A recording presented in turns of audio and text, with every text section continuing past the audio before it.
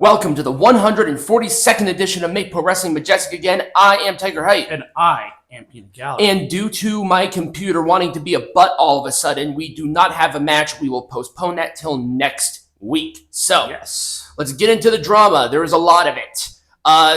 The one thing I really wanted to talk about is this. So, why are they beating this rivalry up? Like, what's the purpose of this? Yeah, I don't know. So, this should have been resolved last year. Yeah, it should have been. So Dominik is not even on the show. He's been barely interacting with his dad. Then all of a sudden, right before WrestleMania, we are 2 weeks before WrestleMania, and we're rehashing this. You had the match. Yes, the match already set with Rey Mysterio and Santos Escobar. It was already there. Like, that's a WrestleMania quality match, but they put it on SmackDown. Santos won, and it looks like they're going to do Dominik. I don't know why. I don't know why either. Like, it's kind of weird. Maybe they're trying to atone from their sins because Dominik should have won that match at Mania. It's like Rey Mysterio can literally lose every match from now until he officially retires, and nobody would care because he's still Rey Mysterio. Right. He's already a Hall of Famer. Right. So them doing this again makes absolutely no sense to me. It doesn't make any sense to me. Nothing about it just screams to me WrestleMania again. We already blew that load. Right. Why are we scooping it back up and trying to do it again? Right. It doesn't make any sense. So Bully Ray, very much, just as much as Eric Bischoff, a enemy to the Cult of AEW. Oh boy. So WWE Real One, he blocked me a while ago. He's a pussy, just like all of them are. But Bully Ray absolutely annihilated all of them, and they are still just losing their minds about it. It's so weird because Real One even did after that he was trying to play damage control on stating that he was drunk with his homies. A, you're part of the Cult of AEW. You don't have homies. Right. Number two, mommy doesn't allow you to have alcohol over like a 0.5% ABV so you can use your mouthwash, which you don't use. But Bully Ray just absolutely cooked them, and it's absolutely glorious. Right. I love it when the wrestlers who see the crap push back against the morons. Right.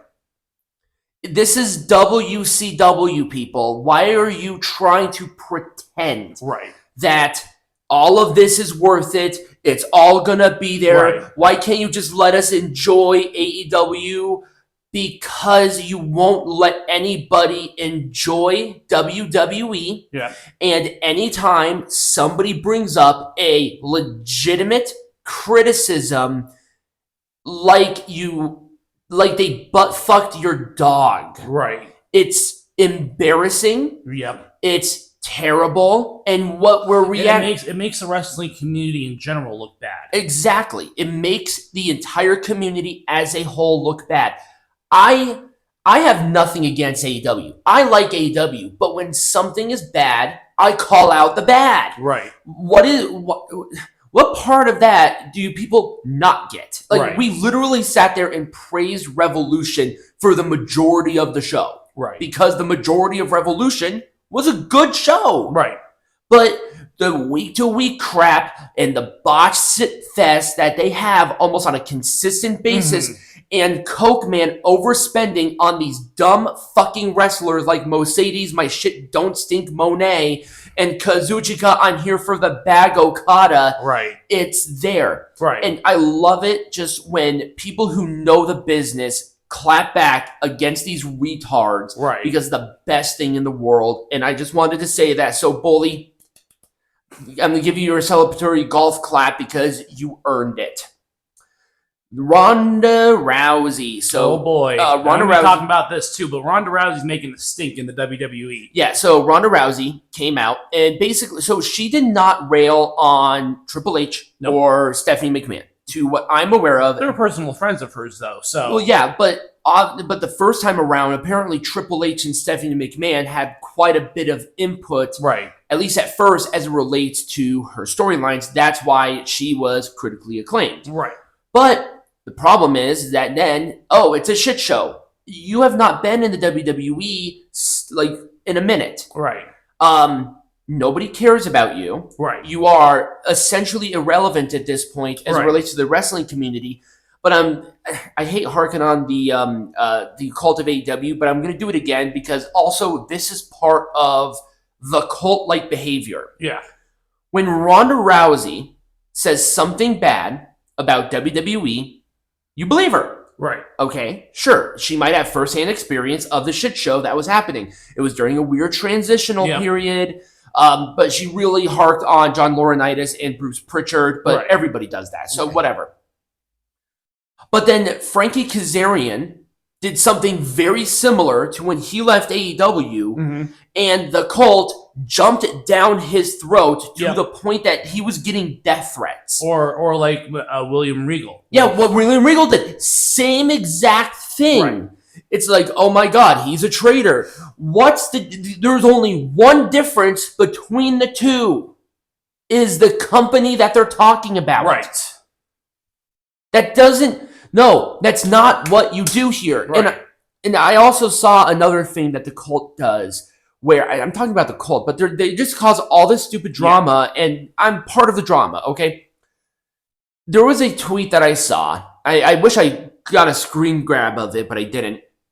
Of somebody saying they were confused on why the Nielsen report never grabbed the UK views. And they're like, well, if you grab the UK views, then AEW has like 3 million views a week. Because Nielsen doesn't operate in the UK. Right. But not only that, if you are going to do it with one company, which, you know what, maybe. It might be a chance where they actually might be getting good numbers across seas. But if you do it here, you got to do it with everybody. Right. So you have to do it with WWE. Right. So might as well triple the numbers then, right? Because trust me, they're pretty popular over there. Right. You got to do it with TNA, who actually have a good fan base in. Yes, they do. They have a very good loyal fan base there in the United Kingdom. Yep. So you can't just do it over here and not do it over here. Right. You can't just say one bad thing backstage here and say, I believe her, and then you go over here and say, this person is lying. That's not how any of that works. Right. It's just ridiculous. Double standard. Do I still have? Yes, I do. Yes. So I saw this right before the show. I literally saw this today, and I'm like, I am not surprised in any way, shape, or form. I guess to the very end of her contract with WWE before she walked out, Mercedes Moné basically walked around like she was royalty. And when she left, there was a lot of people in the back that were elated that she was gone because her shit didn't stink, essentially. Right. But once again, let's go back to this example. Ronda Rousey says something bad here. So let me say something bad about Mercedes Moné, because this is not the first case that I have heard Mercedes have this attitude. Oh, yeah.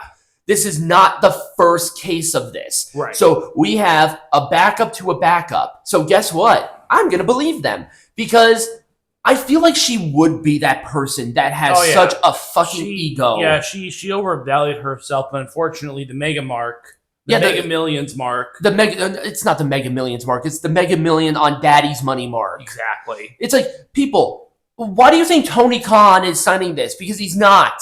You're spelling Shaheed incorrectly. Right. It's stupid. It's like, Mercedes, bitch, you were the worst of the 4 horsewomen.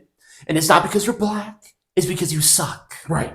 You have charisma. I'll give you that. You have a good grasp on the character that you portray with this CEO stuff. But you never improved your character. You were the only one of those characters who could kind of remain stagnant. Yeah. In that same old gimmick that honestly is so 2000 and lame. Yeah. I agree with you. I mean, look at the other 4. I mean, hell, even Bayley was the hugger, and then she became the best heel in the company, and then she's now a top babyface. You have the Becky Lynch thing where she went from the steampunk stuff, which was cool, to the fucking man, which kicked the door open on a lot of different things.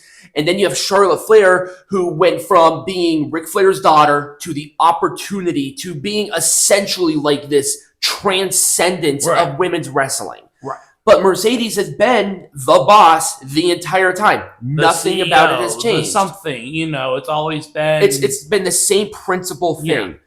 But here's the problem. Mercedes has a tendency of getting hurt. It's going to take one fucking match for Willow Nightingale to drop Mercedes in a weird-ass way where she will be out. There have been a lot of people who have been hurt. So guess what? Do you think it'll change? Do you think anything will change here? Mercedes is not drawing shit. No, she's not moving the needle. She's not. It's like, well, wait until the first match. Yeah, let's wait until the first match and see what fucking happens. Right.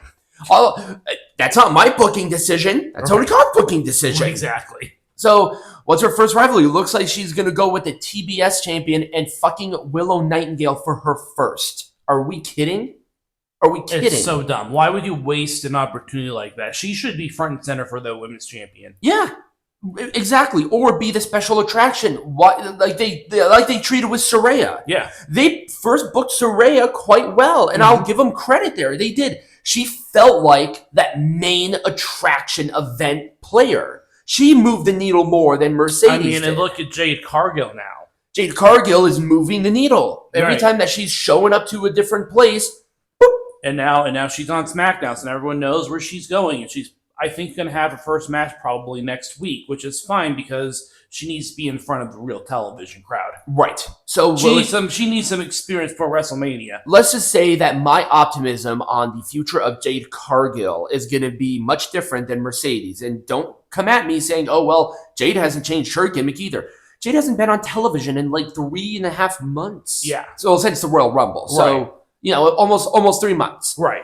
But she's been in the Performance Center, obviously. Actually improving her skill set. So I guess we'll see. We'll see with Mercedes, but I just want to talk about that. Like I said, not a whole lot of drama. I filibustered, but once again, we didn't have the match because my shit wanted to be stupid. But Peanut Gallery, there's a lot of news. There is, and we're going to get meta. All right.